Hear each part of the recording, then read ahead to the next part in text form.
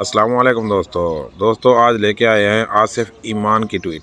لکھتے ہیں الیکشن سے بھاگنے کی وجہ خوف، عمران خان اقتدار میں آ گیا تو ہمیں زندہ گاڑ دے گا۔ نیچے ایک خواجہ سعد رفیق کی ویڈیو۔ دوستو آئیے ہم آپ کو وہ ویڈیو دکھاتے ہیں جس میں وہ اپنی زبان سے خود بتا رہے ہیں کہ ہم الیکشن سے کیوں بھاگ رہے ہیں۔ ہمیں عمران خان سے خوف ہے، اگر وہ اقتدار میں آ گیا تو وہ کسی کو نہیں چھوڑے گا۔ ان کے بارے میں یہ سب کو یقین ہے کہ اس آدمی کو دوبارہ اگر موقع مل گیا تو یہ ریاست کی بھی بخیہ ادھیڑے گا، یہ اداروں کی بھی بخیہ ادھیڑے گا، اور یہ سیاسی مخالفین جو ہیں ان کو زندہ گاڑ دے گا، اور ان پر ایسے ایسے جھوٹے الزام لگائے گا اور ایسے ایسے فیصلے کروائے گا کہ یہ فاشسٹ ایٹیچیوڈ ہے۔ تو جو فاشسٹ ہے اس کو راستہ نہیں پھر ملا کرتا، اس لیے عمران کو یہ سوچنا چاہیے، سول سرچنگ کرنی چاہیے کہ اگر اسے راستہ چاہیے تو کیا کرنا ہے۔